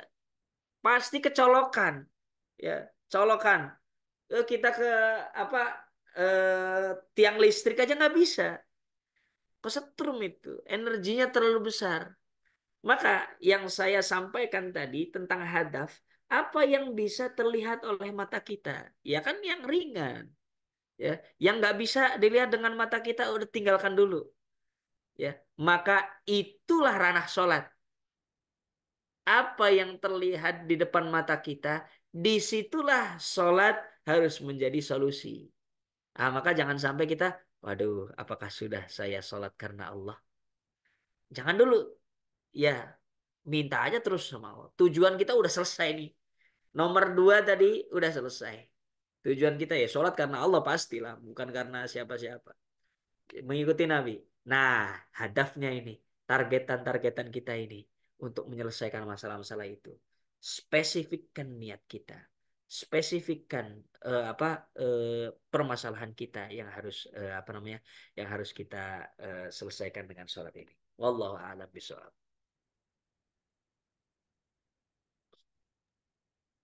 Baik, terima kasih Ustadz. Ini ada yang mau bertanya lagi Ustadz. Mangga dipersilakan Bapak Muhammad Saiful Hadi. Sudah angkat tangan Ustadz. Mangga. Assalamualaikum warahmatullahi wabarakatuh, Ustadz Mujahid. Eh, izin bertanya, eh, kan niat itu kita lafalkan sebelum melakukan sebuah eh, kegiatan atau maksudnya beribadah. Nah, yang ingin saya tanyakan ini, bagaimana kita sebagai manusia eh, tuntunan dalam berdoa agar doa kita itu tidak eh, seperti ya Allah saya maunya ini dan harus terjadi ini. Jadi bagaimana kita merangkul merangkai kata-kata atau kata-kata apa yang kita gunakan agar doa kita itu tidak jadinya apa ya mendikte Allah tapi emang kita berpasrah kepada Allah itu yang ingin saya tanyakan. Terima kasih. Baik, Nah, terima kasih. Maka Pak Ustadz bisa langsung dijawab ya pertanyaannya. insya Allah, barakallah. Ini pertanyaan yang luar biasa. Jangan sampai kita mati gaya dalam berdoa ya. Ini bahasa simpelnya begitu. Jangan sampai mati gaya dalam berdoa, bahwasanya keyakinan kita doa apa saja pasti Allah kabulkan, doa dengan bahasa apa saja pasti Allah dengar, doa dengan tata cara seperti apapun pasti Allah kabulkan. Dalam hadis qudsi saya jelaskan, ada redaksi seperti ini. Ya ibadi, wahai hambaku, lau anna awwalakum wa akhirakum wa insakum wa jinnakum. Andai kata seluruh kalian manusia dari awal sampai akhir. Waduh, berapa miliar manusia itu dari awal sampai akhir. Dari golongan jin maupun manusia. Wa insakum wa jinnakum. Qamu fi sa'idin wahidin. Berdiri di satu tempat. Bayangkanlah tempat apa yang muat di ditempati oleh manusia dari awal sampai akhir, jin dari awal sampai akhir. Qamu fi sa'idin wahidin fasa'aluni. Kemudian kalian meminta satu persatu. Fa'ataitu kulla wahidin mas'alatahu. Setelah itu aku berikan satu persatu permasalahannya atau permintaannya. Mana qasadzalika mimma indi. Tidak akan mengurangi sedikit pun apa yang aku miliki kata Allah dalam hadis qudsi ini. Illa kama yang kusul mikhyatu idza udkhilal bahra. Kecuali hanya seperti jarum yang dimasukkan ke dalam samudra dan diangkat ini tetesan airnya itu dibagi ke seluruh manusia dan jin dari awal sampai akhir. Waduh, kira-kira bisa nggak otak kita ini menangkap itu? Nah, kalau dilogikakan itu, ya ini permintaan kita dengan Presiden Rusia itu sama atau enggak? Permintaan kita dengan Presiden Amerika sama atau enggak? Caranya sama atau enggak? Beda pasti. Tapi janji Allah kayak gitu. Manusia dari awal sampai akhir. Tidak dibedakan kan berarti. Nah, yang paling penting yang kita ketahui adalah dalam redaksi berdoa, yang penting kita menyebut dua kata pusaka ini. Pertama, basmalah sebelum berdoa. Yang kedua, ditutup dengan sholawat atas Nabi. Pasti kekabul. Ya, pasti kabul. Mau Bismillahirrahmanirrahim. Ya Allah, saya minta eh, apa? Misalkan minta yang spesifik dengan bahasa Indonesia, dengan bahasa Jawa, dengan bahasa Sunda, dengan bahasa apapun, ya, atau mendikte Allah ya, ya itu hamba, abdun kayak gitu. Orang yang minta kayak gitu, ya itu wajar lah. Semua hamba itu kalau minta kayak gitu. Ya, ada yang minta eh, dengan belas kasihan, ada yang minta maksa, ada ya macam-macam lah hamba Allah itu. Yang penting dua hal ini disebutkan. Pertama basmalah, yang kedua sholawat atas Nabi. Ya, misalkan Bismillahirrahmanirrahim, doa apa saja. Kemudian wasallallahu ala sayyidina Muhammadin wa ala alihi wasallam. Ya, itu ketika dua hal ini disebutkan, yakinlah 100% doa itu kabul. Pasti kabul. Karena pertama, ya kita doa kepada Allah dengan nama Allah, walaupun dengan kalimat apapun setelahnya. Kemudian Yang kedua, ditutup dengan sholawat atas Nabi. Artinya apa? Yang menjamin redaksi doa kita ini adalah Nabi Shallallahu Alaihi Wasallam. Kalau nggak dengan dua itu, saya bisa eh, pastikan ya, bukan anu ya, bukan kira-kira lagi, pasti nggak diterima doanya. Logikanya begini, kita apa namanya menggunakan basmalah, yaitu berdoa kepada siapa yang bisa mengabulkan doa kita. Kemudian kita menggunakan sholawat, yaitu jaminan diterimanya doa kita. Ah, kalau enggak dengan itu, dengan dua hal ini, misalkan dengan satu saya dengan basmalah, siapa yang bisa menjamin doa kita dikabulkan? Nggak ada. Kalau misalkan dengan sholawat saja, wah apa iya, apa kamu sudah mengenal Allah Subhanahu Wa Taala yang Maha memberi. Nah itu. Maka dua ini harus dilafalkan, harus disebutkan. Doa pakai bahasa apa saja bisa. Nah, yang penting dua ini. Tapi nanti kalau sudah next level, sudah eh, belajar lebih dalam lagi, doa-doa yang maksur, doa-doa yang dicontohkan oleh Nabi dari Al-Quran dan Al-Hadis. Ya, Robbana atina fid dunya hasanah. Misalkan cuma cuma doa itu yang saya tahu, nggak apa-apa. Ya, embel-embeli saja. Ya Allah, saya pengen ini. Ya Allah, Robbana atina fid dunya hasanah wa fil akhirati hasanah wa qina adzabannar. Wa sallallahu ala sayyidina Muhammadin wa ala alihi wasallam. Alhamdulillah rabbil alamin. Pasti kabul. Ya. Kenapa saya yakin benar? Ya, kan saya sudah membuktikan. Saya sudah membuktikan gitu. Kalau nggak percaya, main ke pondok saya. Itu ya, itu yakin sekali. Ya, berbekal keyakinan pasti dengan bahasa apa saja, dengan redaksi apa saja, dengan tata cara apa saja, asalkan dua itu di awal basmalah, di akhir dengan sholawat, insya Allah Allah akan kabulkan. Wallahu a'lam bishawab.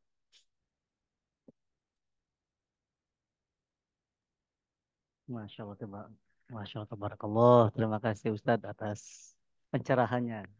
Sekarang kita udah dapat pencerahannya, Pak Syaiful Hadi. Jadi itu Dah, kuncinya, alhamdulillah. kuncinya dua itu yang mengapit doa kita di awal dengan menyebut nama Allah, basmalah, dan di akhir dengan sholawat. Gitu. Baik Ustadz, ini ada pertanyaan lagi di kolom chat ya Ustadz ya. Assalamualaikum Pak Ustadz, izin bertanya. Belakangan sering terbesit, kenapa semakin saya mencoba mendekat ke Allah Subhanahu wa taala dengan meningkatkan ibadah, sholat dan lain-lain, tapi kenapa semakin cobaan ujian itu datang bertubi-tubi, Pak Ustadz? Mohon pencerahannya. Ya, Masya Allah. Berarti tandanya Anda ya yang bertanya semakin dicintai oleh Allah Subhanahu wa taala. Itu dulu ya, itu dulu sebagai pemahamannya. Di samping kita memahami kok kenapa saya semakin sholat, semakin diuji oleh Allah Subhanahu wa taala. Yang menjadi masalah adalah ujian itu ya, cobaan itu adalah syarat ya di mana eh, manusia itu dikategorikan yang baik dan yang tidak baik ya. Maka dalam surat yang ya kita sendiri kita hafal ya bersama atau pernah dengar ya, alladzi khalaqal mauta wal hayata liyabluwakum ayyukum ahsanu amala wa huwal azizul ghafur. Dialah yang menciptakan mati dan yang menciptakan hidup. Nah, ini jangan kebolak-balik nih. Jangan yang menciptakan hidup dulu baru mati, enggak. Yang menciptakan mati dan yang menciptakan hidup artinya apa? Kita ini diciptakan dari ketidakadaan terlebih dahulu. Ya, itu. Liyabluwakum ayyukum ahsanu amala, untuk menguji kalian siapa-siapa di antara kalian yang ahsan, ya, yang paling baik amalnya, bukan yang paling banyak amalnya, bukan yang lebih dulu amalnya, tapi yang paling baik amalnya. Tadi di awal di materi saya jelaskan tentang prinsip ihsan. Maka eh, saudaraku yang bertanya ini, pahamilah konsep ihsan, di mana ketika kita diberikan cobaan terus yang bertubi-tubi, ya, sudahkah kita sampai kepada pemahaman ihsan? Anta abudallaha ka'annaka tarahu fa illam takun tarahu fa innahu yaraka. Beribadahlah kamu kepada Allah seolah-olah kamu melihatnya. Ya. Ini seolah-olah melihat ini dengan takut, kemudian dengan apa namanya, dengan khusyuk, dengan kita terus menambah intensitas ibadah kita, ya.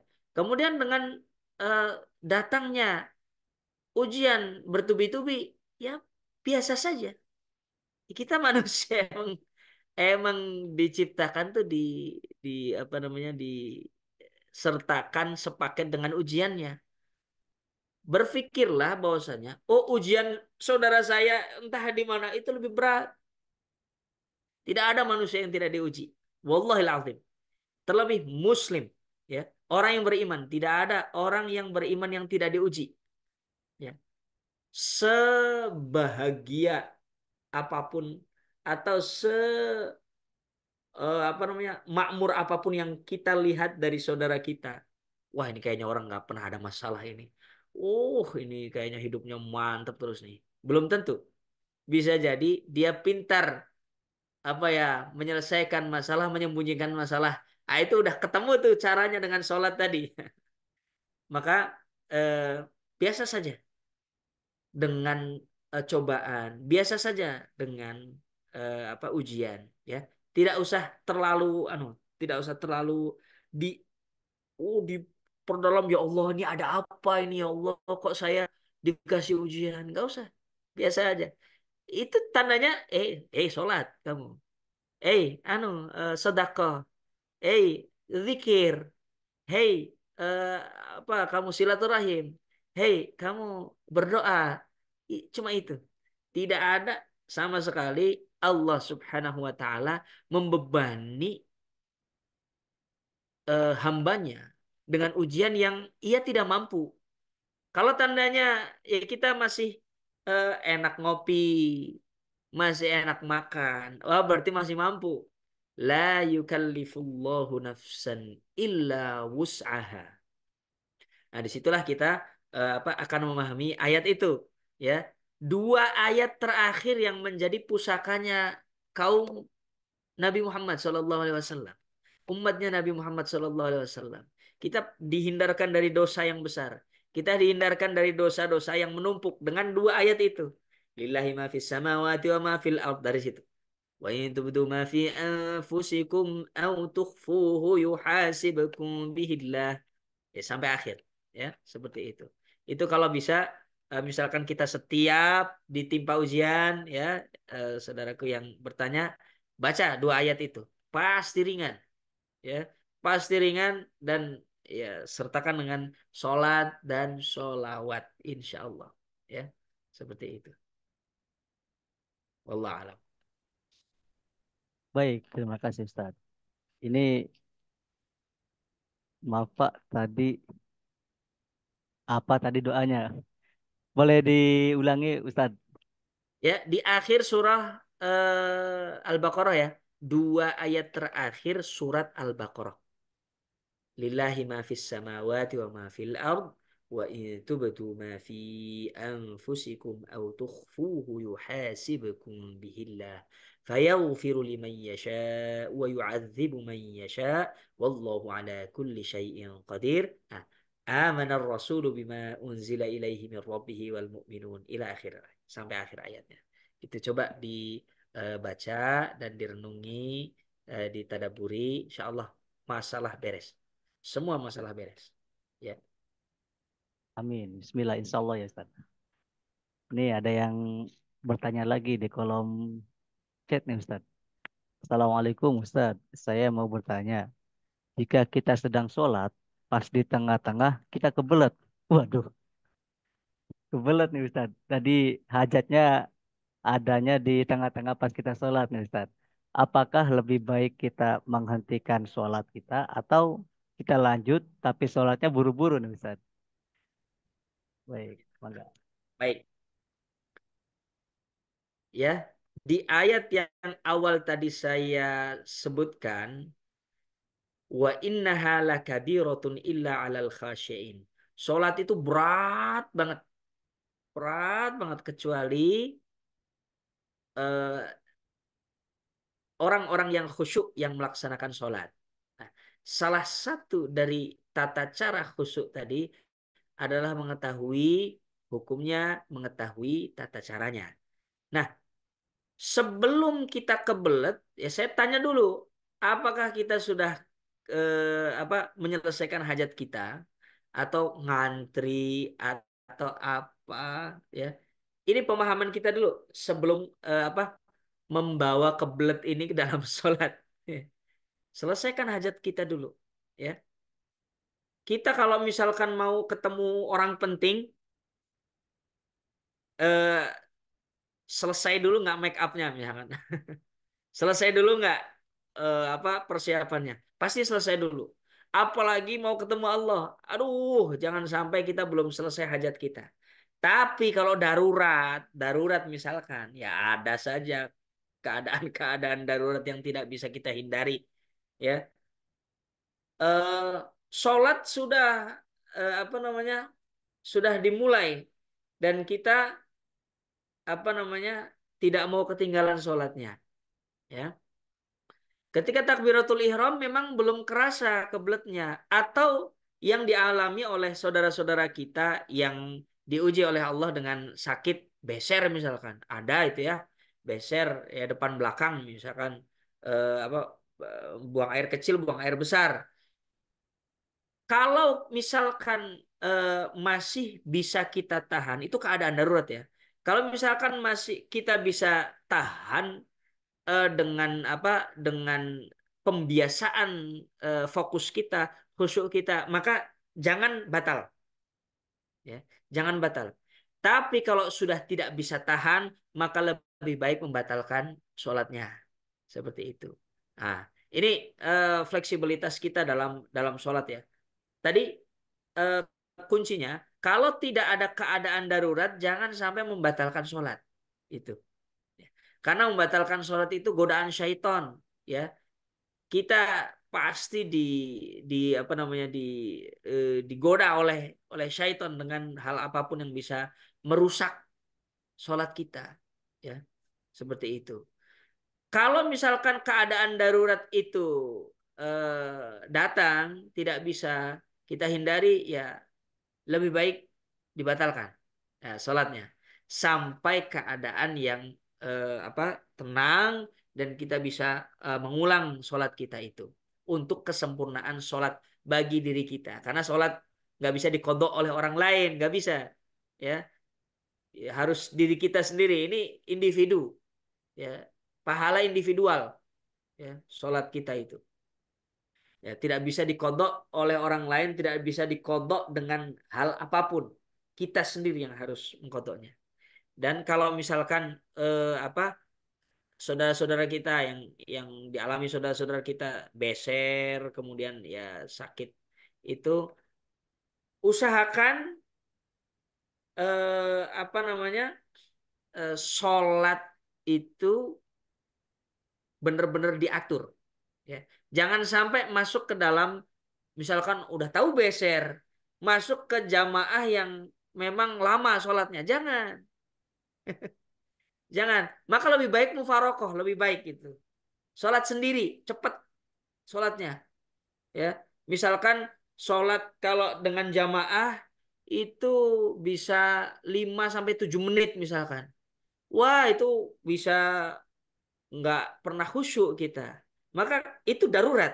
Mufarokoh saja, memisahkan diri dari jamaah, ya, dan kita sholat sendiri karena kita punya kedaruratan itu, ya sholat cepat saja, ya, sampai apa eh, selesai dari apa namanya keadaan darurat itu, ya, barulah misalkan apa kita sudah bisa memastikan diri kita bisa mengikuti sholat 5 menit, ya, khusyuk, atau sholat yang cukup panjang berjamaah. Nah itu ya silahkan apa sholat dalam dalam jamaah. Itu keadaan darurat ya, pengecualian. Kalau kita beser, kalau kita ada penyakit apa, ada mazza, ada sahabat Nabi yang mazza itu mohon maaf, oh cepet banget keluar mazinya, ya. Mazi itu kan apa eh, apa cairan sebelum mani, ya.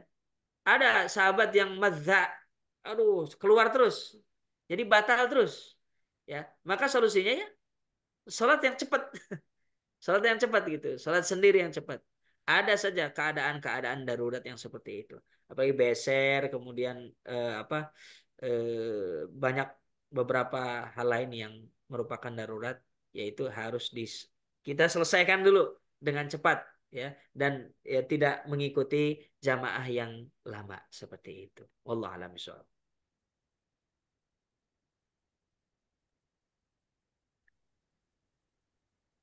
Baik, terima kasih Ustaz.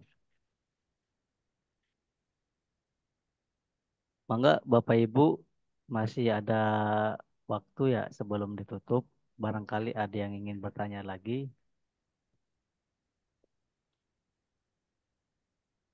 Kita sampai jam 10 ya Ustaz ya, insya Allah.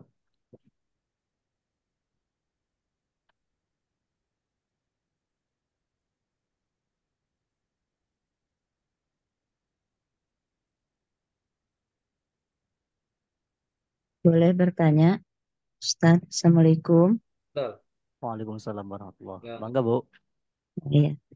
Maaf Ustaz mau bertanya ya kalau misalnya kita sholat ya lupa lupa kita itu misalnya tidak ini ya.